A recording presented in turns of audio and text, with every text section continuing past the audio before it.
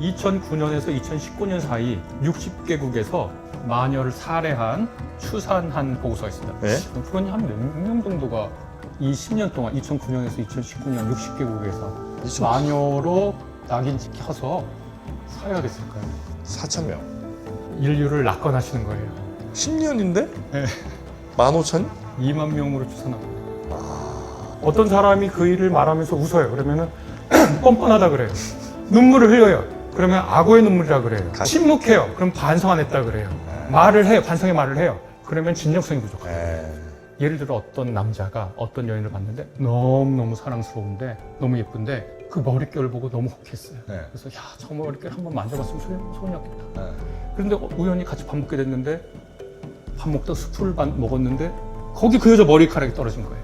그러면 더럽다고 느껴요. 3프로TV 더 릴리전 마녀 사냥 진실을 저희가 여러분과 함께 파헤치고 있습니다. 저희가 이제 일부 시간에 마녀 사냥 일부 시간에는 실제 마녀 사냥이 언제 일어났는가, 중세랑은 사실은 거리가 좀 멀리 떨어져 있는 17세기, 18세기 그때가 오히려 더 집중이 좀 됐었다는 이야기, 그리고 한 900만 명 죽었다 이런 얘기는 말도 안 되는 엉터리 같다는 얘기. 실제는 한 8만 명 정도가 아마 기소가 되고 한 4만에서 6만 정도가 이 마녀 사냥, 물론 이거 대단한 숫자입니다만 대단하죠. 우리가 알고 있는 숫자랑은 굉장히 큰 차이가 좀 있다는 거. 그리고 여성만 마녀, 그러니까 여성들이 마녀로 몰려서 죽은 게 아니라 여성뿐만 아니라 남성들도 적지 않은 숫자가 마녀로, 그러니까 마녀가 아니라 이제 마술을 부리는 사람, 이렇게 마법사, 아마 이렇게 하면 몰려서 되겠죠. 네. 예, 죽었다는 여러 하여튼 우리가 알고 있는 것과는 너무 다른 이야기들 한번 우리 박사님으로부터, 교수님으로부터 들어봤고요. 계속해서 마녀 사냥의 진실 김학철 교수님께 더 청해 듣도록 하겠습니다. 어서 오십시오. 네, 감사합니다. 불러주셔서. 자, 이번 시간에는 제가 가능한 우리 교수님의 말씀을 조금 더 잘 경청하면서. 아니요, 근데 저는 이렇게 네. 막 질문 내주신 거 너무 좋아요. 그렇습니까? 네. 자, 그래서 이제 마녀 사냥이 일어난 이유가 아까 뭐 몇 가지 꼽아 주셨는데 일부 시간에 정리하면 뭐 당연히 종교의 영향이 있는 거고요. 그 다음에 아까 기후 얘기도 잠깐 해주신 것 같고, 그 다음에 또 뭐뭐 있었습니까? 경제. 경제. 예. 경제 이야기 해야 됩니다. 네, 경제. 그리고 또 정치와 사법. 그다음에 인간 심리와 탐욕. 당시 사람들의 탐욕, 심리, 뭐 이런 것들.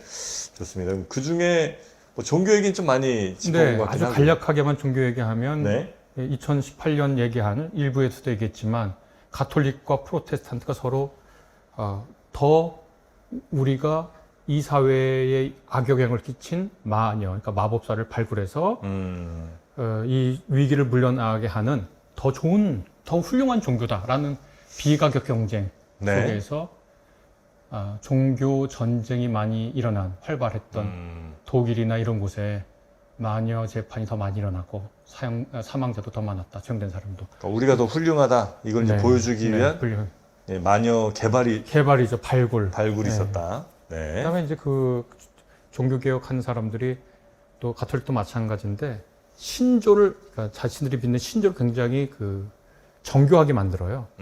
그래서 그 정교하게 만들고 그걸 모든 사람들이 요 지역의 군주가 개신교면 개신교 지역이고 여기가 가톨릭이면 가톨릭 지역이고 이렇게 나뉘는데 여기서 그 사는 사람들 모두에게 그 신조를 강요해요. 강제화해요. 그 다음에 그걸 규율로 삼아요. 그러니까 사회 통제 시스템을 그 신앙 고백문으로 만든 거죠. 그러면 마녀들을 발굴하기가 훨씬 더 쉬워지죠. 거기에 동조하지 않으니까. 이제 그런 종교적인 문제가 있었죠.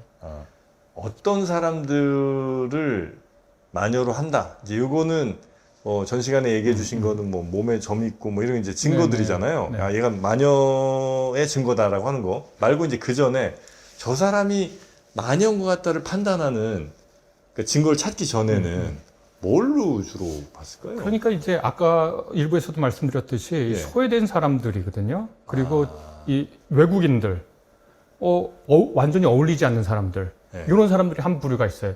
많은 부분을 차지하고 또 반대로 수십 년을 그 마을에서 같이 살았는데 누적된 갈등이 있는 경우가 있어요.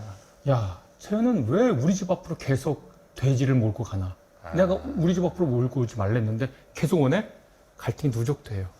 그러다가 우리 집에 무슨 어떤 해악이 일어나요. 물론 몇 번 다퉜겠죠? 네네. 그러면 오래된 마을 안에서의 갈등이 누적되다가 제가 마녀고 이런 집단 내에서 익숙한 사람에게도 일어나는 거죠. 그러니까 인간의 심리라는 게 꼭 낯설고 경계선에 서 있는 사람들하고만 관련된 건 아니죠. 근데 경계선에 서 있는 사람들이 주로 타겟이 된 건 맞습니다. 그 경계라고 하는 게 인간에게 굉장히 뭐라 할까요?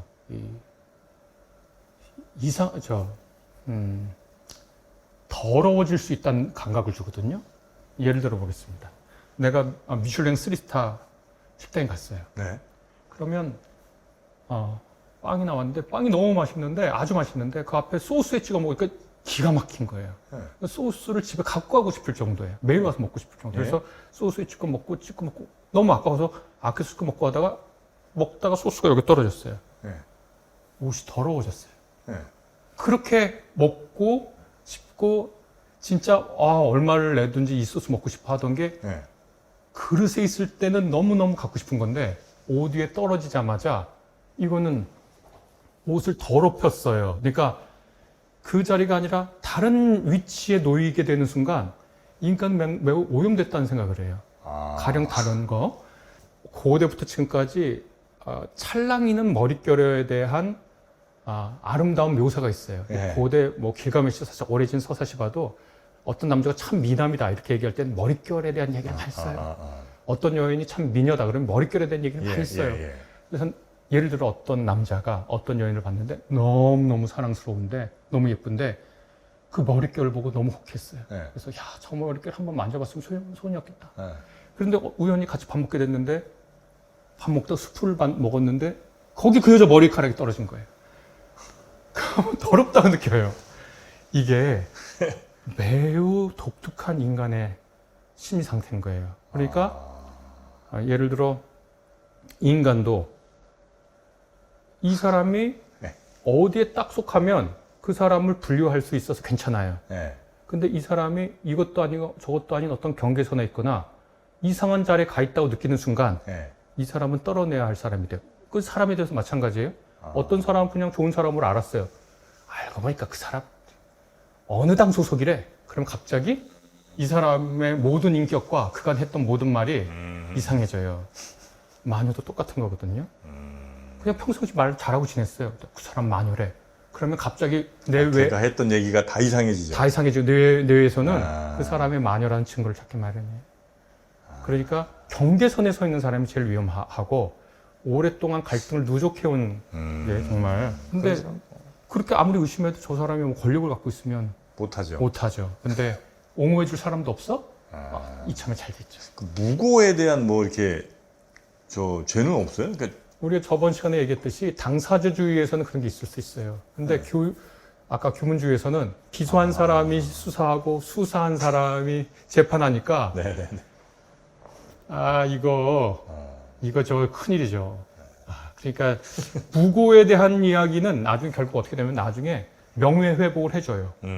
뭐 스위스나 이런 데서 네네. 우리의 그 재판이 잘못됐다라고 명예 회복은 해줬지만 네. 그 무고로 달려 들어가려면 네. 같이 증인 섰던 사람들이 쭉 달려 들어가야 되고 마을 사람 전체가 가해자가 되잖아요. 그러면 그걸 할 수가 없죠. 네네네. 우리나라 국민의 한 도시에서 범죄가 일어났는데 80%가 거기 가담자예요. 어떻게 그걸 처벌해야 하죠? 이 지금은 더군다나 네. 우리 정치 얘기도 했는데 이제 그걸 엮어서 하겠습니다. 중앙 정치 시스템이 확고한 데서는 마녀 사냥이 일어나지 않습니다. 잘. 그 유럽에서도? 네. 그러니까 그래요? 제가 저번에 스페인 종교재판 얘기했는데 네. 스페인 종교재판은 국왕소관이에요. 네. 스페인은 중앙집권이 엄청 잘 돼 있어요. 그러니까 어디서 마녀가 있다 어쩌고저쩌고 그러면 가서 중앙 권력에서 조사를 해요. 그러면은 그게 완벽하진 않더라도 네. 허튼 고발, 무책임한 선동 이런 것들을 할 여지가 줄어요. 네. 그러니까 중앙 집권이 강한 이제 프랑스 같은 경우에도 강하게 일어날 때는 중앙 집권화가 될 때는 권력이 네.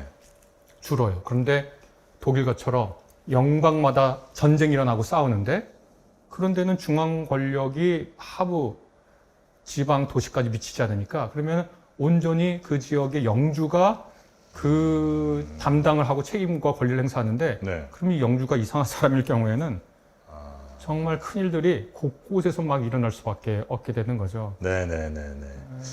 그런 이유로 적어도 중앙 집권이 좀 더 잘 이루어진 나라에서는 훨씬 덜 일어나고 네네, 그렇지 않은 나라들에서 더 많이 발생을 했고.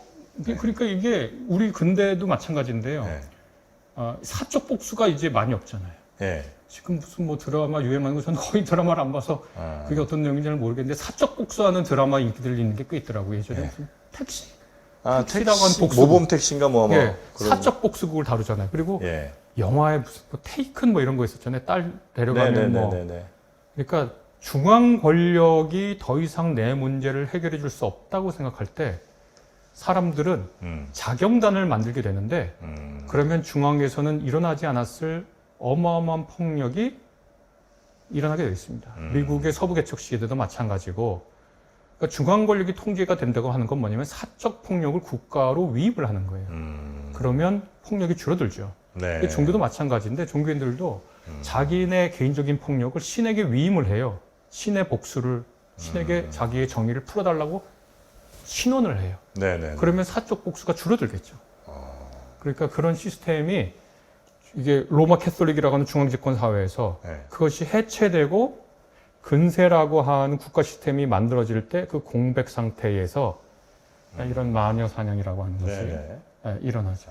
거긴 경제도 한몫했죠. 경제적 어려움도. 어려워. 이게 특히 그 경제 어려워진 데는 그 기후가 또 안 좋음으로 해서 농산물이 뭐 많이 생산되지 않는 것도 이제 큰 이유가 됐고. 이게 16세기 유럽이 인플레이션 시대였습니다. 아, 그래요? 유럽 대륙에 은이 막 유입되기 시작했어. 신대륙의 은이. 아. 그게 이제 16세기니까 이제 막 세계 제국주의 형태를 띠면서 세계를 막 정복해 나갈 때 예, 신대륙에서 은을 다량 유입하고 또 인구 증가가 겹쳤습니다, 그때. 예. 그러니까 어떻게 되냐면 곡물 가격이 한 조사에 따르면 4배에서 6배 정도 상승하죠. 그러면은 기후위기가 와서 가축 전염병도 이제 같이 왔는데 이게 아주 먹고 살기 너무너무 힘들어졌는데 여기에 인플레이션까지 오고 그러니까 이거는 이 사회의 불안과 사회 이게 통제되지 않거든요. 가축 전염병 지금도 큰일이잖아요. 그래서 무슨 뭐 네네네. 조류 독감 하면 그냥 사실 우리 도시에 사는 사람 잘 못 느끼지만 곳곳에서 그 아주 조류 독감 하면 큰 차단을 하잖아요. 이런 것들은 통제할 수가 없어요. 인간에게 통제할 수 없다는 것처럼 두려움을 주는 게 없거든요. 그러면 제가 일부에서도 말씀드렸는데 왜 이런 일이 일어나지? 구조적으로 무슨 일이 있지? 우리를 불안케 하고 지금 이렇게 나가는 요소가 뭐지? 인과 법칙이 뭐지를 묻지 않고 누가를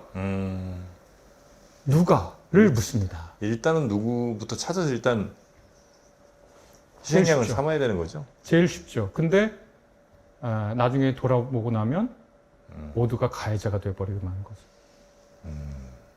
그런 이유들로 이제 마녀 사냥들이 있었고 거기에 이제 근데 그런 건 없네. 사람들이 이게 뭐 한 명, 두 명 이렇게 하다 보면 야 나중에 나도 이거 잘못하면 저기 마녀 되겠는데 이제 이런 생각까지는 못 하나 일단 자기가 아니면 그러니까 더 적극적으로 개입하죠. 나는 절대 마녀 아닌 것처럼 보여야 되니까 네. 거제도 포로 수용소에서 예. 포로들끼리의 사례가 꽤 있었는데 네. 뭘 입증하기 위해서였냐? 폭력적이었고 다 북한군 아니면 중공군 때 포로들일 거 아니에요. 네. 같은 동료끼리 왜 이렇게 싸웠냐? 그 안에 반공포로들 있잖아요. 예. 반공포로들이 있었단 말이죠. 거제도 예. 포로 수용소에. 자기는 반공이라고 하는 것을 내세우지 않으면 살 수 없는 환경인 거예요. 그러면 더 극단화돼요. 공산주의자들이 있었으면 그 안에서도 자기가 공산주의의 코어에 들어가지 않으면 자기는 주변부에 있어서 자기를 지켜줄 세력도 없어지고 자기가 위험에 노출됐을 때 쟤는 뭐 내가 굳이 지켜줄 그러니까 더 극단화될 수밖에 없습니다. 어떤 그런 것들이 일어나면 계속 그러니까 자기를 반대하면 누구죠? 자기를 반대하면 저쪽에 있는 사람이 되는 거죠. 그러니까 이게 집단 역동이 굉장히 폭력적이고 고통스럽게 일어나는 거죠. 중립이 없죠. 네네네. 근데 이렇게 가다가 그럼 어떻게 멈춘 거예요? 마녀 사냥이 네. 크게 두 가지죠. 하나는 뭐냐면 먹고 살만해졌나? 일단 이제 아까 말한 여러 요인들이 이제 감소했다고 생각하면 됩니다. 이제 종교 전쟁이 끝납니다. 30년 전쟁 끝나서 베스트팔렌 조약이 맺어지고 예. 거기로부터 종교의 자유, 뭐 양침의 자유 이런 것들이 얘기되기 시작하면서 예. 전쟁이 끝나니까 이제 안정된 거예요. 예. 예. 그다음에 기후위기 같은 경우에도 어느 정도 지속되지만 이제 산업혁명 같은 거에서 기술력, 생산력이 높아지게 되고 그다음에 마녀 사냥은 반드시 공개 처형 같은 거 하거든요. 그럼 사람들이 다 가서 이벤트처럼 본단 말이죠. 예. 예. 그런데 사람들의 도덕적인 임계점이 점점 거기로 가지 않아요. 그러니까 그 수준이 예. 예전엔 이만큼까지 허용됐다면 예. 그게 점점점 낮아져요.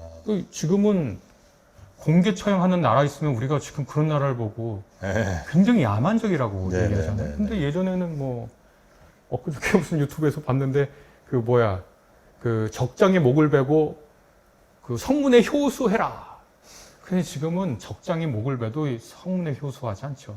그렇게 만약 한다면 그건 우리의 도덕적 감정이 아무리 적이지만 그렇게 하면 안 된다. 그렇게 얘기를 하죠. 그러니까 그런 임계점들이 도덕적 허용성들이 낮아집니다. 그게. 근데 그게 낮아지는 게 여유로워지면 낮아지거든요. 꼭 그렇게까지 해야 되는가? 관용성이 생기니까요. 그러니까 아까 말씀드린 기후위기 생산력 같은 거 벗어나게 되고 생산력, 이제 산업혁명 이런 거 발달로 그 다음에 정치 사법 시스템이 이제 안정화의 단계에 들어가게 됩니다. 그러면 인간이 꼭 마녀를 발명하지 않아도 이제 살 수가 있는 거예요.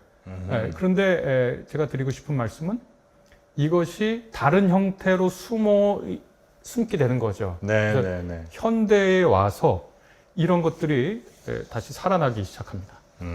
늘 있었어요. 네. 근데 어떨 때는 눈에 보이게 있고, 어떨 때 눈에, 이게 그건가 하고 안 보이게 있는데, 근데 저는 제가 1, 2부를 통해서 마녀 사냥을 얘기하고 싶은 가장 중요한 이유는 지금 제가 볼 때는 곳곳에 마녀 사냥이 문자 그대로 일어나고 있고, 우리 사회에도 마녀 사냥이라고 불릴 만한 것들이 일어나는데, 그것들을 잘 보자. 잘 보고, 우리가 어떤 그 폭력에 휩쓸려서 마녀들을 양산하지 마자. 그 얘기를 좀 드리고 싶어서. 네네. 그래요? 네.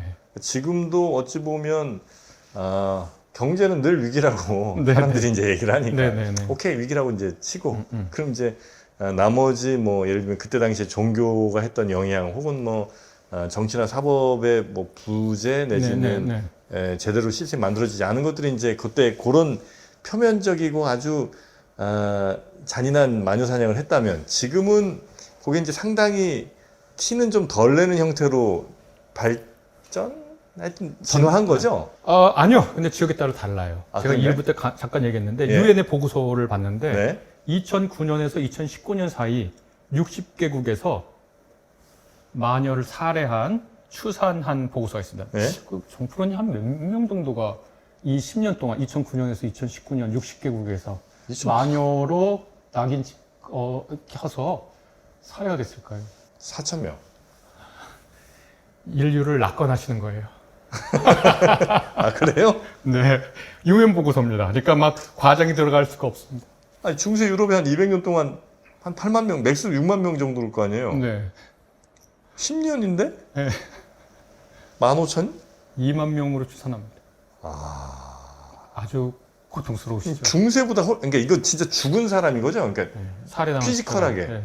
그러니까 제가 몇 군데를 찾아왔습니다. 인도 동부하고 남부, 동부하고 중부 네. 농촌에서 다얀이라고 불리는 사람이 100여 명 먹는 여성이 마녀로 몰려 사망했습니다. 인도 동부에서.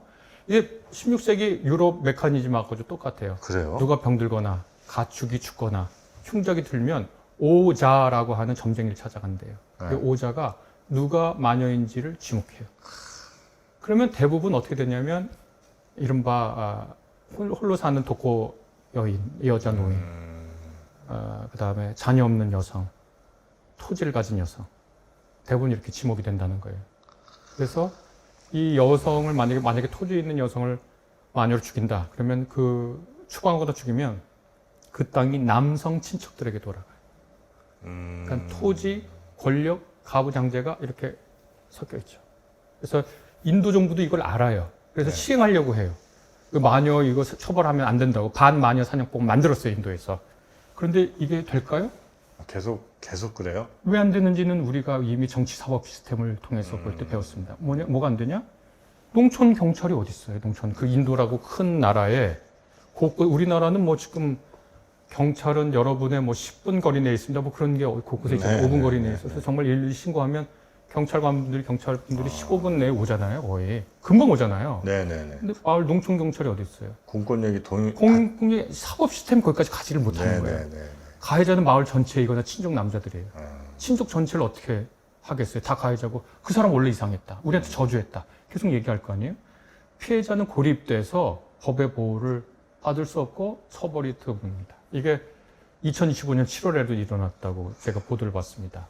기하르주 푸르니아에서 일어났는데 한 가족 5명, 여성 3명, 남성 2명이 위치라고 하는 비난을 받고 마을 군중에게 산채로 불태워주고 산채로. 야, 정말 이거는 이 취약한 집단 전체를 상대로 살해를 한 건데 이게 마녀, 위치 사냥이 단지 여성에게 가 있는 게 아니라는 걸 오늘날에도 이렇게 보여주거든요. 이런 나라 어떻게 OECD 가입하고? 그러니까 이게 어떤 위기감이 있을 때 어떤 카리스마틱한 누군가가 누구라고 지목하면 그 사람의 본질로 되고 약한 사법 시스템 중앙 권력 안에서 사람들이 자기의 그 어둠을 투사하고 네. 집단으로 몰려가 가지고 없애고 남은 전리품을 나눠 갖고 이런 일들이 일어나죠. 지금도. 아프리카도 마찬가지.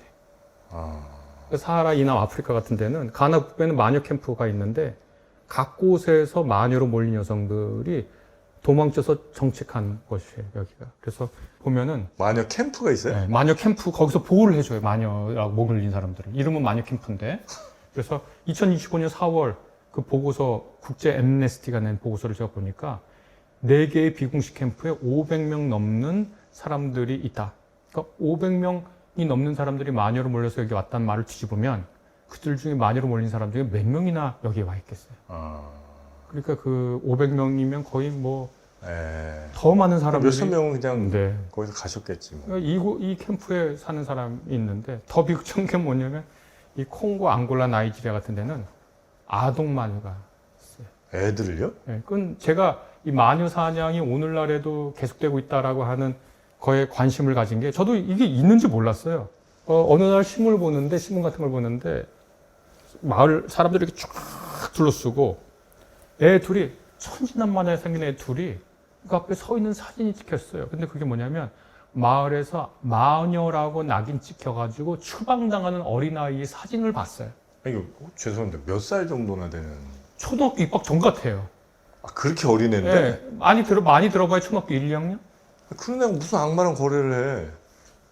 제가 우리가 누누이들이지만 취약하고 더 이상 보호받을 존재가 없는, 예를 들면 뭐 고아라든지. 장애 아동, 네. 에이즈 뭐 이런 걸로 부모를 잃은 아동, 혹은 친아버지 친어머니가 아니라 양아버지 양어머니 아들 사이에 살 수밖에 없는 아이들. 그러니까 아버지 어머니가 죽어서 뭐 친척네 누구네 가 있는데, 근데 그 동네에서 무슨 일이 일어났다. 그 아이가 마녀로 낙인 찍혀요. 새로 온 사람들에 대한 그런 어떤 사람들의 그 거부감이 있잖아요. 그래서 어떤 조직에서 무슨 루머가 돌거나 어떤 나쁜 일이 일어나면 야, 이번에 우리 신입사원 잘못 봐서 그런 거 아니야? 그런 얘기 흔히 할 수 있죠. 그러니 이제 그거랑 비슷하다. 예전에도 뭐 집안에 뭔 일 생기면 야, 며느리 하나 잘못 들어와서 집안이 뭐 정확한 얘기입니다. 이런 얘기 많이 하잖아요. 며느리를 잘못 들였다라고 하는 말은 이 며느리는 누구에게 보호 못 받거든요. 그러니까 이 며느리는 자기의 존재가 악의 존재로 규정받는 거예요. 이게 특별히 이제 어떤 탄자니아에서 있던 사례인데, 붉은 눈을 가진 한 노년의 여성이 마녀로 몰려 살해됐는데, 왜 붉은 눈이냐? 이게 백내장이나 평생 이제 화목력이 훅 이렇게 해서 쓰는 것 때문에 눈에 이제 그 질병이 생긴 거예요. 근데 마녀라고 아, 그렇게 된 거죠. 그러니까 인간들은 그러니까 그런 정도의 환경에 놓이면 그래서 뭐 경제적으로 어렵거나 아니면 무슨 일이 생기거나 그런데 중앙 정부 내지 어떤 공권력 아니면 그런 이성적인 어떤 일들이 잘 통하지 않는 정도의 상황 되면 이런 일은 늘 벌어지겠군요. 그렇죠. 그리고 제가 이제 요 사례를 말씀드리면서 우리나라를 좀 빗대고 싶어가지고 예. 이게 아프리카 사례인데요. 이건 제가 개신교인이니까 개신교육은 좀 마음껏 하겠습니다. 네. 펜타코스털 계열 교회가 있습니다. 펜타코스틀이라는 건 뭐냐? 코스트라는 건 네. 뭐냐면 성령 운동이라고 하는 걸 주장하는 예. 쪽인데, 그러니까 카리스마틱 능력을 과시하는 거예요. 그러니까 병을 고치고 예. 예. 무슨 뭐 예언을 하고 음. 무슨 어떤 천상의 언어, 방언이라고 하는 거 그거를 하고 음. 뭐 너의 앞길을 얘기하고 뭐 이런 어떤 카리스마틱한 운동을 중요시하는 계열 아프리카에 하는 건데 네. 이 나이지리아의 그 한 영화 감독이 만든 악한 자의 종말이라는 건데 여기서는 이 어떤 특별한 종교적 권위를 가졌다고 하는 사람이 규정한 누가 악마가 되는 현상인 거죠. 악마로 위치로 발굴되는 현상들이 있습니다. 그러니까 아까 말씀드린 것을 잇자면 중앙 권력이 미치지 못해서 권력의 공백 상태가 돼서 사적 권력이 이것을 메우고 있는 상태가 될 때 네. 이때 여기서 사적 권력을 차지하는 사람, 네. 그것도 카리스마적 형태, 또 차지하는 사람을 아주 특별히 조심해라. 그러니까 지금 우리나라에서도 제가 왜 이런 말씀 드리냐면 우리나라는 아주 곳곳에 중앙 권력이 잘 있고 네. 그 다음에 합리적 시스템, 어떤 고통이나 악에 대해서 대응하는 시스템이 잘 돼 있는데 어떤 누군가 우리가 일부에서도 누누이 얘기했던 위기와 두려움과 사회적 혼란이 극심해지고 그런 것을 그런 필터 버블, 에코 첨벙 형상으로 내가 볼 땐 우리나라 사회 괜찮은데 왜? 이렇게 물어봤을 때 우리나라 사회가 지금 어느 나라에 그냥 종속되게 생겼어. 어디에 다 우리나라 권력자들이 어디에 다 사주받고 있어. 모든 게 다 불안해 보이는 사람들 세계관에서 네. 누군가 나타나서 지목하면 나도 모르게 중앙 권력에서 이탈해서 그 카리스마적 권위를 가진 사람의 말에 자기의 이성과 자기 삶을 내주게 돼 있거든요. 그런 거를 저는 잘 보여주는 형태라고 생각해요. 이게 나이지리아에서 있었던 일. 이런 것들이 지금 뭐 아까 뭐 아프리카 이야기, 그다음에 카리브해의 뭐 IT 같은데 이런 데서도 일어나고 뭐 사우디아라비아 같은 경우에는 2009년에 반마법 수사단이 설립됐는데요. 반마법 수사단. 네. 뭐 이란 같은데 종교 경찰관이 있는 것처럼 비슷하게 마법사로 지목된 사람을 체포해서 종교법정에 회부해요. 그래서 2011년에 실제로 아미나 나사르라는 한 여성이 마법과 점술 혐의로 참수형을 당합니다. 참수형이요? 네, 네. 그리고 주로 누가 표적이 되느냐? 외국인 이주 가사 노동자들. 그러니까 사우디아라비아의 다른 나라에서 가사 노동자로 가잖아요. 네. 그럼 얘를 이렇게 눈여겨보다가 마법 마술 한다고 하는 이슬람 말고 뭐 다른 거 할 수도 있잖아요. 뭐. 아니 그 마법 할 줄 알면 딴 나라 가서 가사 일 하겠어요? 이거 말이 안 되잖아. 아니 마법 할 수 있으면 뭐 거기까지 뭐 이역만리 먼 나라까지 가서 그래 남의 집에서 그 가사 일을 하고 있겠어요. 이게 그래서 2023년에 유엔의 마약범죄 사무소에서 세계 살인 연구라는 그런 어떤 보고서를 냈는데 예. 처음으로 마법 관련 사례를 별도의 항목으로 넣었습니다. 네. 그리고 이번에 제가 이거 준비하면서 처음 알았는데 매년 8월 10일 세계 마녀 사냥 반대 날입니다. 지금 있다고요? 네. 매년 8월 10일 제가 이거 하면 준비하면서 찾아봤습니다. 이게 나오더라고요. 8월 10일이 세계 마녀 사냥 반대 날이래요. 어디가 지키는지는 모르겠어요. 근데 그걸 찾고 나서 이런 게 실제로 있다고. 그렇게 이제 알게 됐습니다. 아니 혹시 교리적으로는 마녀를 뭐 이렇게 처벌하거나 이럴 만한 근거가 되는 교리는 있어요? 이게 고통스러운 얘기인데 야, 이거 진짜 제가 조금 위험해질 수 있는 얘기인데 그냥 하자면 네. 우리가 만약에 어떤 사람이 네. 마녀라고 하는 것은 마법을 쓰는 거랑은 달라요. 그러니까 위치라고 불리는 사람은 악마와 계약을 하고 네.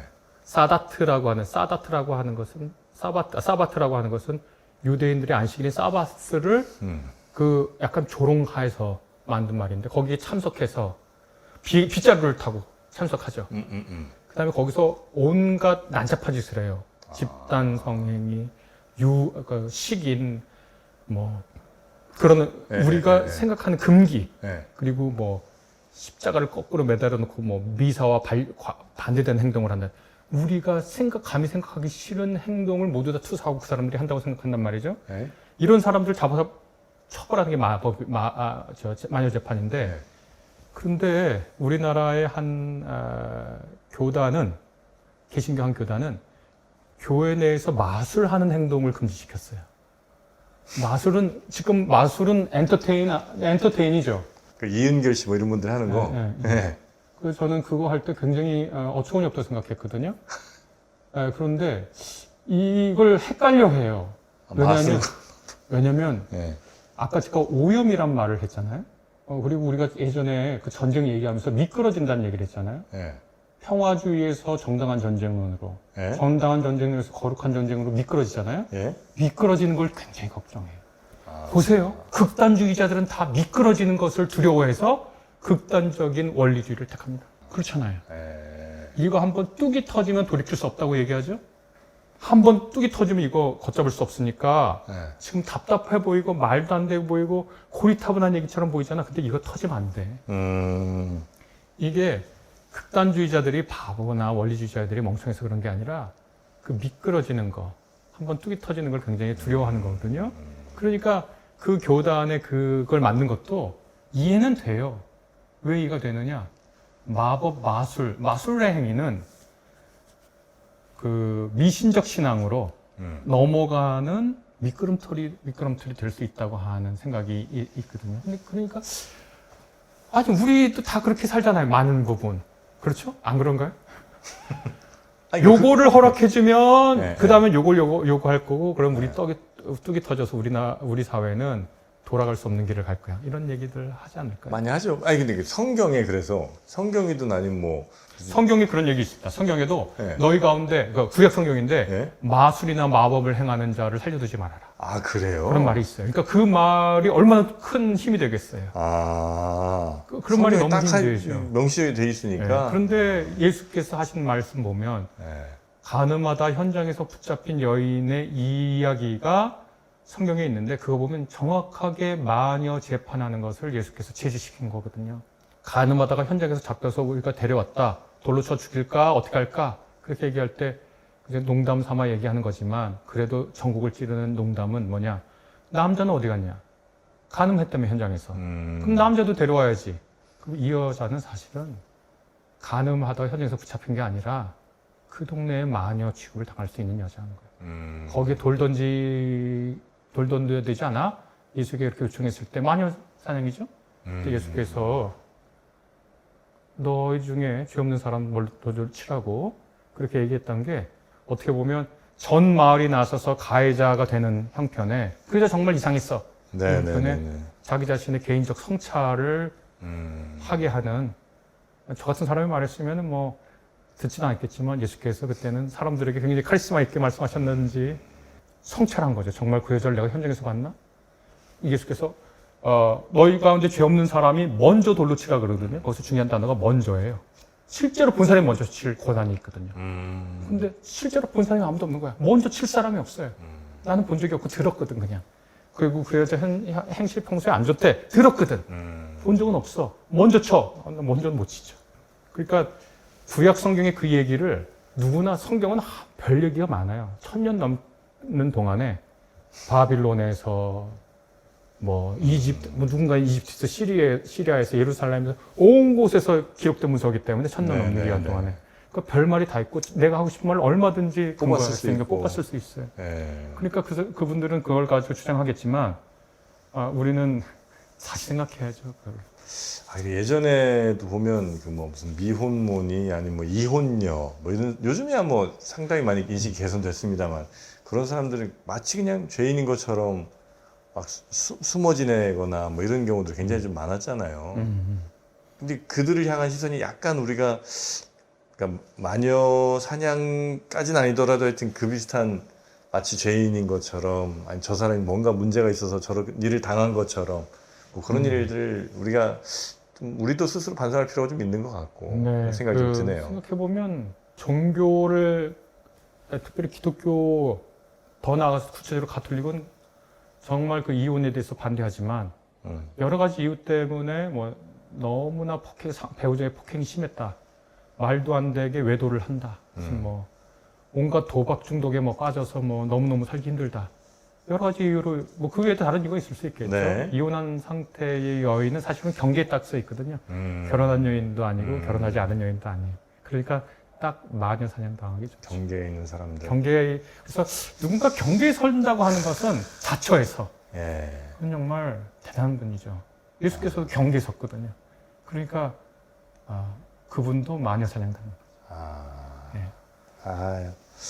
오늘 또 큰 가르침을 얻었는데 혹시 오늘 저 요거 준비하시면서 요 얘기는 우리 3프로TV 시청자들한테 꼭 좀 해줘야 되겠다 싶으신 말씀이 혹시 있으셨을까요? 이게 우리나라 얘기 직접 하면은 저에 대해서 이상하게 이미 이상하게 생각하시는 분들 계속 이상하게 생각하겠지만 아서 밀러의 1953년에 시련이라는 그 희곡이 있는데 네. 그 메카시즘 비판하는 거였어요. 그래서 이게 뭐냐면 1692년에 세일럼 마녀 재판이라는 게 있었거든요. 네. 미국에서 있었던 일인데 그 이야기를 쓰면서 그 메카시의 그 반공주의 이러면서 일어났던 그 정확하게 구조적으로 완전히 동일하거든요. 그때는 공교 채용하는 대신 블랙 리스트를 만들었죠. 이 사람이 저랑 그 공산주의자라고. 네. 그러면 어떻게 더 이상 활동을 못 하잖아요. 활동할 수가 없죠. 네. 그 사회적 처형을 하는 거죠. 아닌 거 증명하는데 온 시간을 다 써야 되고. 너무너무 힘들죠. 없는 걸 증명하는 게 너무 힘들잖아요. 예. 근데 그런 이야기. 또 1980년대에는 한 일이 일어났는데 이건 뭐냐면 1980년대 미국과 영국에서 유치원 어린이집 보육교사들이 사탄 의뢰를 하는데 아이들을 동원해서 학대했다는 비난이 광범위하게 일어났습니다. 이게 그래서 뭐 문명화가 안 된 곳에서만 일어난 일이 아니거든요. 그러니까 1950년대 미국, 1980년대 미국과 영국에서 그 뭐냐면 그 줄이 일부가 기소돼서 수십 년 징역형을 받았는데 나중에 거의 모든 사례가 근거가 없는 거 발견된 거예요. 그러니까 회복된 기억 이런 의심스러운 심리 치료 기법을 통해서 암시에 약한 아이들이 이렇게 증언을 해가지고 그다음 미디어가 계속 선정적인 보도를 한 거예요. 애들이 뭘 했다고. 그러니까 판사도 뭐 이런 얘기하면 좀 좀 이상하게 보겠지만 판사도 우리 시민의 한 사람으로 사는데 시민 여론을 이겨내기 위한 정말 어려울 것 같긴 해요. 굉장히 어렵잖아요. 그걸 이겨내기가 판사가. 네네네. 사실 진짜 사회적 여론과 반대되는 판결을 하려면 진짜 그 판사가 굉장히 정말 법리적으로 강고한 분이었을 것 같아요. 네네네. 근데 이거를 아이들은 암시에 약한 아이들은 계속 이렇게 증언하지. 미디어는 나서서 다 이 어린이집 보육교사들을 성토하지. 그러면 이 판사도 그렇게 판결했다가 나중에 이것이 다 근거가 없다는 게 밝혀요. 1980년대. 아마 오늘날 우리나라 사회에서 제일 비슷한 거 얘기한다고 하면 캔슬 컬처일 것 같습니다. 캔슬 컬처가 뭐예요? 캔슬 컬처는 어떤 인물의 발언이나 행동이 도덕적으로 문제라고 지목되면 예? 수백 명이 몰려가서 동시에 공격해서 해고하고 추방하는 거죠. 그래서 캔슬하는 거예요, 그 사람을. 그 사람을? 네. 난 너 캔슬. 그거는 우리나라 말로 번역할 때 그냥 캔슬 컬처 그렇게 미디어에서 쓰더라고요. 근데 저는 그거 말을 이렇게 번역하자고 제안해요. 말살 문화. 말살하는 거예요. 그러네요. 자기 증식시켜요. 그러니까 너 이 캔슬 컬처에 참여하지 않으면 너도 같은 부류 아니냐? 예를 들면 이제 너 여기 캔슬 컬처에 누군가 참여하지 않아요. 그러면 그 사람도 의심스러워. 둘째, 절차적 정의를 결여시켜요. 그 사람의 이런 면을 너무 한꺼번에 쉽게 넘기는 거 아니냐? 그러면 그게 절차적 정의를 결여했다고 해도 그것이 무시돼요. 어떤 사람이 그 일을 말하면서 웃어요. 그러면은 뻔뻔하다 그래요. 눈물을 흘려요. 그러면 악어의 눈물이라 그래요. 가식적이고. 침묵해요. 그럼 반성 안 했다 그래요. 말을 해요. 반성의 말을 해요. 그러면 진정성이 부족해요. 이건 참 어렵죠. 어떤 사람이 그 사람의 흑역사라 그래서 누군가 수년 전에 한 문장이 있어요. 우리는 다 잘못하고 살아요. 우리는 다 누군가의 관용의 눈길 속에 살았어요. 우린 서로가 다 봐주고 살아요. 저는 제가 가만히 생각해보면 제가 아버지로서 아들, 딸이 있는데 아들, 딸 봐주고 살아왔다고 생각하는데 요즘 가만히 생각해보면 애들이 나를 봐준 것 같아요. 부부 사이도 마찬가지고 제가 예전에는 아내의 이런 면을 참아주고 봐줬다고 생각했는데 가만히 생각해보면 아내가 나를 너무 많이 봐줬어요. 제가 학교에서 학생들 가르치잖아요. 제가 학생들을 엄청 봐줬다고 생각했거든요. 가만히 생각해보면 얘네들이 나를 엄청 봐줬어요. 그러니까 내가 존재한다는 건 내가 누군가에게 관용의 대상이었기 때문에 그러거든요. 제 선생님, 제가 정말 존경하는 제 선생님이 계신데 제가 있는 학교 이사 하시는 분인데 제 선생님. 네. 지금 생각해보면 저 같은 제자 어떻게 길렀을래나 모르겠어요. 그렇게 이상한 짓을 많이 했는데. 그러니까 내가 누군가의 관용의 대상이라고 하는 것을 자꾸 인간들은 잊어버리는 것 같아요. 누군가가 수십 년 전에 한 문장을 그 사람의 인격의 전부로 생각을 하는 것 같아요. 우리 시민사회에서 늘 다른 사람을 봐줄 때 나도 변할 수 있고 그 사람도 변할 수 있다. 난 정말 그 말 싫어해요. 저 인간이 변하냐? 난 그 말을 정말 싫어해요. 저 변했어요. 살면서 변했어요. 근데 인간이 변하냐 그 말을 들을 때는 인간에 대한 절망을 말하거든요. 근데 저는 그 말이 너무 힘들어요, 듣기가. 인간은 변할 수 있고, 인간은 달라질 수 있고, 그 달라질 때 여러 가지 훌륭한 종교적 자원, 인문학적 자원, 내가 너에게 보내주는 눈빛, 이런 것들이 인간을 달라지게 할 수 있다고 생각해요. 특별히 제가 이제 기독교인이니까, 종교를 믿고 있다면, 기독교인이라면, 예수께서 바로 정확하게 그 마녀 사냥 당한 거예요. 군중들의 불안과 분노, 그 다음에 그 사적 권력을 하던 유대 지도자들의 그런 어떤 함부로 하는 사법 절차를 어긴 거, 그 다음에 그 중앙 권력의 방기, 빌라도의 방기, 니네들이 알아서 해라, 방기. 철저하게 따지자고 방기. 불법적인 사법제도를 한 거예요. 이런 것들의 희생자가 예수고, 그 예수가 죄가 없다고 말한 사람들이 기독교인들이고, 그가 정의롭게 부활했다고 생각하는 기독교인들이거든요. 그래서 르네 지라르 같은 아주 유명한 그 인류학자죠. 이분은 기독교가 인류에 공헌한 게 있는데, 그게 뭐냐면 마녀가 죄 없다는 걸 말해준 거다. 예수가 죄 없다고 말해줬거든요, 기독교가. 기독교 신앙이라는 건 마녀 사냥당한 예수가 죄 없다라고 말해준 거거든요. 그분이 정의롭다고 믿고, 지라르는 인류의 문명이라고 하는 것은 이 마녀 사냥 같은 희생양을 만드는 역사였는데, 기독교의 인류의 공헌은 마녀는 죄 없어. 그걸 말해준 거다. 근데 이게 말씀을 쭉 듣다가 마지막을 하나 좀. 네, 또 얘기하시죠. 아리까리한 거 하나가. 네네.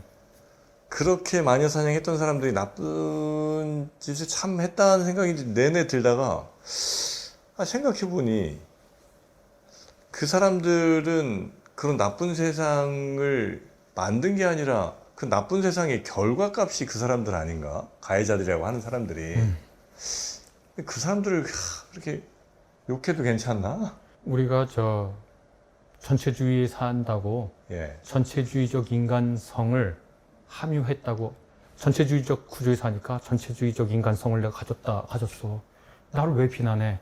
라고 얘기하면 보편적인 인간성에 대한 존중을 하지 않고 신뢰를 잃는 거죠. 그러니까 우리가 자본주의 사회에서 철저하게 이윤과 손해를 계산하며 살지만 우리는 동시에 자본주의적 인간 형성 이상의 삶을 생각하고 그 이상의 삶을 꿈꾸잖아요. 그리고 거기서 우리가 휴머니티, 인간을 발견하고, 이번에 교황께서 마그니피카트 후마니타스, 저도 그 말을 너무 놀랍게 들었는데, 왜냐면 인간의 마그니타스, 위엄, 존엄, 이렇게 번역할 수 있는데, AI 시대에 인간의 마그니피카스를 생각해보자. AI 시대라고 해서 인간이 알고리즘으로 환원되는 것을 막아설 수 있는 것이 바로 종교의 가르침이고, 인문학의 가르침이고, 역사가 우리에게 보여주는 바고, 또 문학이 우리에게 성찰하는 바죠. 문학이 네네. 세세한 인간 내면 속에 우리가 환경의 노예만이 아니며 언제든지 새로운 세상에 대한 꿈을 꿀 수 있다고 하는 거. 종교가 나쁜 짓 많이 하고 허튼 짓 많이 하고 우리가 다 그거 알고 욕하지만 그래도 그거 꺼져가는 등불 같은 거, 재 같은 거 이렇게 들춰보면 종교 안에 그렇게 빛나는 말들과 전승과 정신들이 있거든요. 네네네. 그래, 그런 것들에 대해서 우리가 희망을 갖자. 저는 이제 그렇게 말하죠. 네. 마녀사냥이 한창일 때도 이거 이래서는 안 된다고 얘기했던 분 분명히 계시겠죠. 뭐 근데 아까 그 예수의 그분 1700명 저희가 조사해봤는데 하나도 이게 잘못된 게 없대. 1차에서 말했듯이. 네네. 익명으로 썼지만 아. 그분의 쓴 책이 결국 마녀 재판에 문제가 있다는 것을 확인할 때 아. 중요한 근거 자료가 되죠. 아, 늘 그런 목소리가 있다. 네네네. 그리고 그런 목소리들이 조금 더 용기 내도 괜찮을 만한 환경을 만드는 게 이제 우리의 숙제인 것 같고요. 자, 오늘 김학철 교수님과 함께 마녀 사냥 그 진실 저희가 한번 찾아봤고요. 그리고 우리 사회에서 현재 일어나는 여러 마녀 사냥의 다양한 유형들도 한번 상상 또 생각해보는 그런 시간이 된 것 같습니다. 혹시 나도 SNS에 아니면 댓글로 글을 쓰는 지금 이 시간에 혹시 마녀 사냥에 가담하고 있는 건 아닌가 하는 스스로에 대한 성찰도 한번 해보시면 좋겠다는 생각이 잠깐 스치네요. 자, 오늘 교수님 대단히 뜻깊은 시간이었고요.